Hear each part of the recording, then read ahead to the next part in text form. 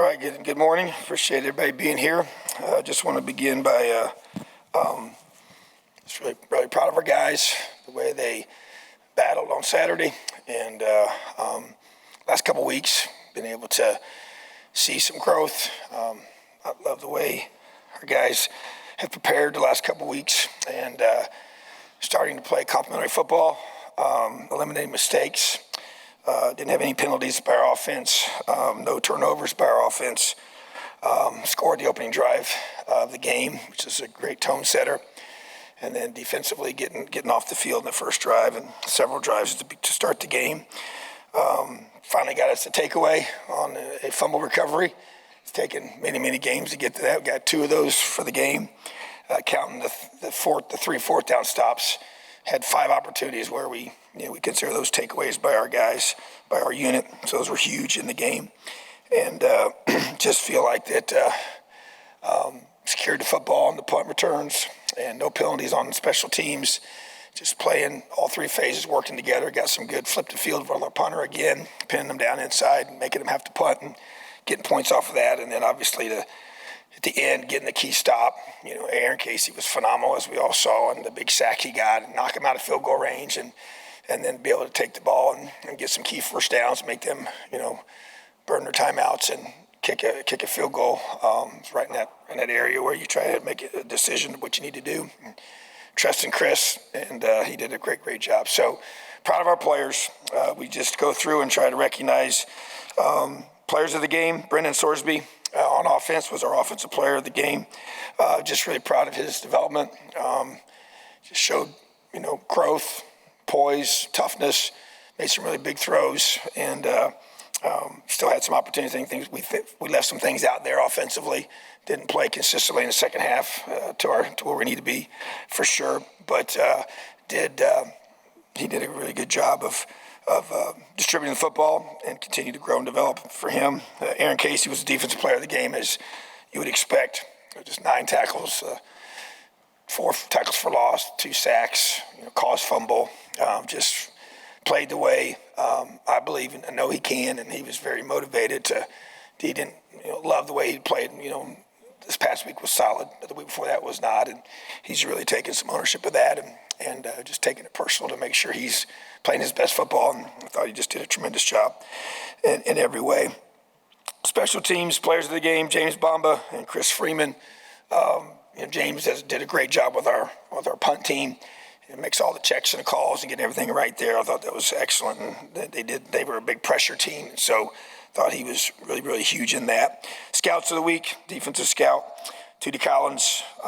Tadarius is his birth name. We call him Tootie. That's his name that he goes by. Going to be a really good football player for us, and excited for his development growth. Drew Pierce does a great job for us every week in so many ways. So proud of him. On defense, offensively, scouts Austin Barrett, one of our true freshmen, really talented players, really developing, working hard. Declan McMahon brings great energy as well. Players love him.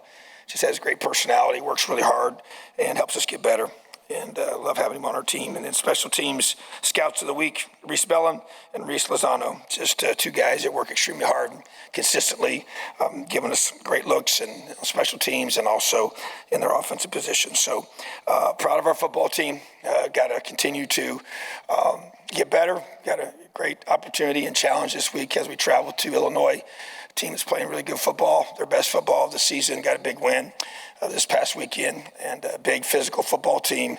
Have the biggest back we've played against, biggest running back, very athletic quarterback, really talented receivers, and then a big physical defense, one of the best defensive lines in the Big Ten, and a team that has played well defensively. So just a very well-coached football team in all phases. A lot of respect for Coach Bielema and the job that he's doing there.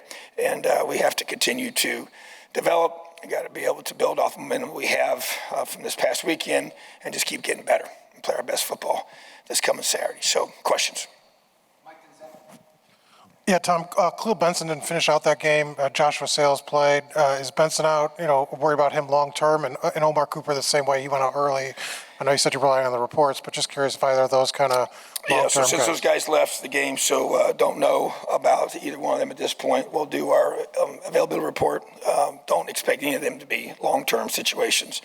But do want to announce that Cam Camper will not be returning this season.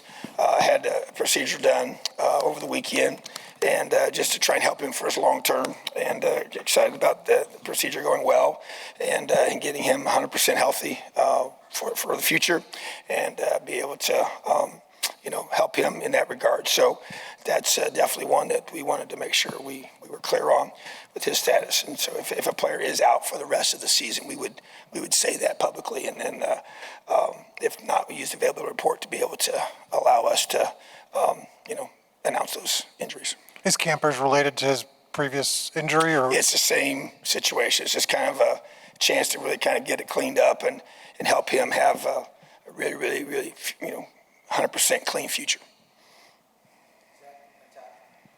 Tom, Jordan Shaw has, I think somebody may have asked about him on Saturday, but he's played a lot. He was your co-leading tackler on Saturday against Wisconsin. I know he was a guy that had, I think, some accolades coming out of high school and all that kind of stuff, but just what is the trajectory he's been on? It just feels like we've seen a lot more of him the last 2-3 weeks. I recognize there have been some injuries, but what has maybe gotten him to be a guy that's not just filling gaps, but getting a lot of snaps? Yeah, I think that even before the injury to Noah, he was a guy that we had just noticed in practice. You think about, and I talked about these with our team on Sunday. When you're a young player, you get your opportunities on the scout teams or on special teams, and guys start flashing and they start making plays, and they just, the way they move and the way they finish things and how they drill and how they prepare catches coach's eyes. And then we say that's your responsibility to convince your coach that you should play, and we put that on them, and just make your coach say, man, we got to find a way to get that guy on the field. And that's kind of what started happening in practice with him, and really has high-level coverage skills, has really elite ball skills as a guy that was a two-way player in high school and a return man. And so because of the situation with Noah, that allowed us to be able to, kind of catapult him to a higher role, probably a little faster, but he was ready when called upon. As you mentioned, he was our co-leading tackler on Saturday, and was matched up with their best receiver many, many times. And so just really excited for him, and his opportunity he was given, and he took full advantage of it. And so came into the Penn State game a couple weeks ago and made some big plays there, and showed me that he was ready to take that next step and be given some more responsibility. So definitely put a lot on his plate pretty quickly, but he responded well. So I think he'll continue to grow and develop. And he's just, he's a tough kid. He's got a really good football IQ. And as you mentioned, we had high hopes for him, expectations for him coming out of high school. And he's proven to be a guy that's going to have a great future here.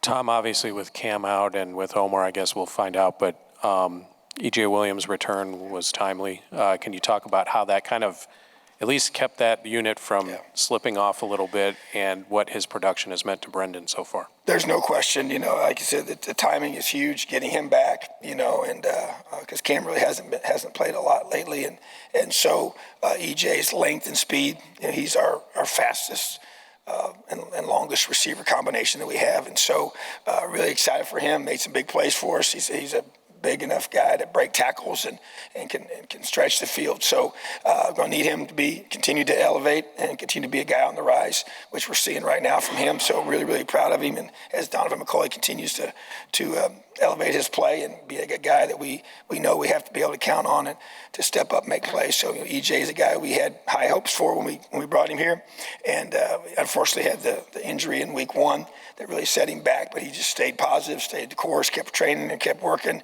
was doing all the things he needed to do to get back, and was ready to go when he got back. And so now he's played a couple games, and you just keep each week, he just gets more and more confident with Brendan and our system and everything we're doing here. So big expectations for EJ in these next few weeks. Tom, with I believe the Big Ten has honored Aaron Casey for his performance. Just talk a little bit more about that and the way he has responded. Not everybody responds well to adversity, but obviously he has with the way he performed the last couple of weeks. Yeah, I think that just a testament once again to his character. He was really bothered by how he played against Rutgers, to be honest with you, and we weren't afraid to hold him accountable for that because he's a leader and he's expected to play at a high level each and every week. And he didn't do that, and he knew that, and he sought me out, and so just love the way he's responded to that. And being the leader of our team and definitely leader of our defense when you're a captain, as a linebacker, you got to lead that side of the ball just by default because that's what linebackers do. But when you're selected captain, you got to lead the team. And so just being a consistent guy that practices hard every day, does little things right on and off the field, and getting recognized for, the defensive player of the week, the Big Ten player of the week this week is huge and very well deserving. He was very, very impactful in that game as we all saw. And it just I think he kind of willed us to win that game, because we obviously had to have those stops and tackled extremely well, which is what we expect him to do. He's one of our best tacklers in space, and that's something that needs to be consistent for him to do that. So just really excited for him, and we're going to need that leadership down the stretch here. And as we've talked about, we know what's at stake. We know where we're at, what we have to do each and every week. It's a 1-0 mindset, and he's the leader of that group. Coach, noticed Matt Holt, Josh Rudolph maybe getting a little bit more snaps. Vincent Sneed some more. I know he's played some, but I guess you've talked about developing that depth. How important is it for those guys, and what have you seen from them that you guys feel more comfortable playing them more snaps out there? Yeah, I tell you, you think about both Josh and Matt. Both had multiple tackles. Josh had 3 really physical tackles that I thought were impressive. Matt had 3 tackles, played, didn't play a ton of snaps, but the snaps that both of them played, and the numbers are going up. You mentioned Vincent Sneed, that's on purpose.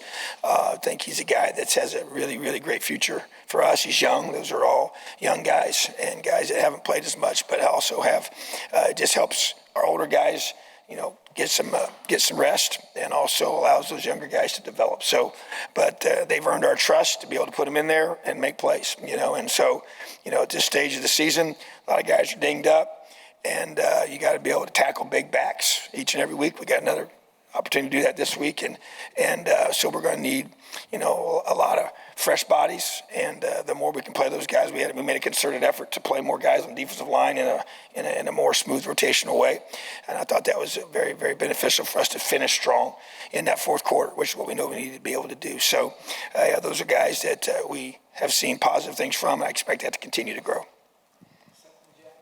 Brendan said after the game that he didn't practice a ton during the week. Obviously, he was listed as questionable going into the game. Just how do you feel like he was able to put together a good performance after not having all those practice reps during the week? And just what do you feel like's allowed him to settle in over the last several weeks?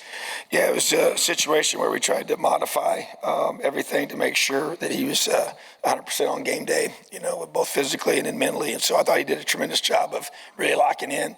I think it takes the maturity to do that. Not everybody can do that. I think Coach Carey did a great job of getting him the mental reps, all the walkthrough reps. We do even parts of practice where you're doing the run game where he's not throwing. He did all that with our offense, and then we got each day we threw the football in a very controlled setting to be able to get him ready as well. And so, but then part of it is just I think he's a natural passer, from a throwing perspective. He's not a guy that was a manufactured quarterback out of high school. I think he's very, he had not played that position very long in high school. Doesn't have, some guys are, since they're in the 6th or 7th grade, they have a quarterback coach. It kind of shapes him. He's not that way. And he was a baseball player, so I think he's just a very natural athlete. And I think those kind of guys are, not high rep guys in regard to the area of throwing the football, but obviously it's timing with your receivers, so we had to work on that. And so, but I think it was impressive what he was able to do, and there were some definite question marks, but we felt like it was what was best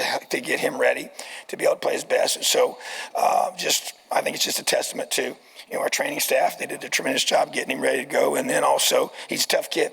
And there's a toughness piece to this game that's demanded, and he's still going to get hit, and it's part of it. And so he just showed he can handle that as well. And so we're just going to try to do everything we can, like we do with all of our guys, to get them ready for game day with the proper preparation that they need to be able to execute. But that position is obviously very unique and special. So I thought our staff did a really good job, and he responded, and we just got to keep building off of that.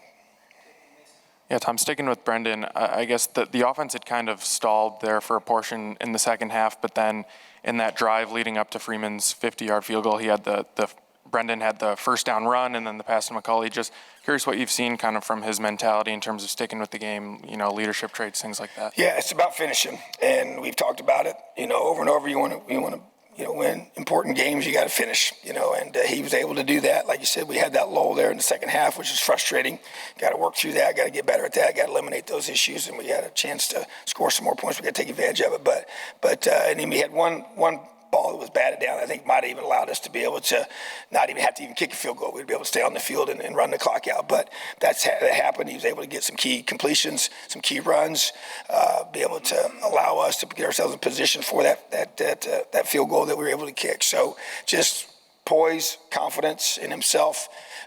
Only grows over time, and you're seeing that from him. Every game he plays, every snap he gets is important, and as is the case for all young players. So I just think his natural talent is kind of starting to come out, and as he gets more comfortable with what we're doing and what he's seeing and how he's able to distribute the ball at critical times. So expect that once again, every single week, we just got to keep getting a little bit better.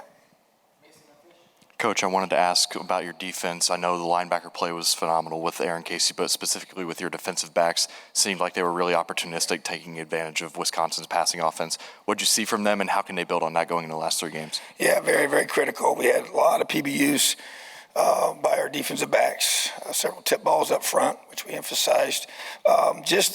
Give Coach Greery credit. He's a safeties coach, and Coach Shelby does a great job with our corners and just working on, conceptual things of being able to be in the right position.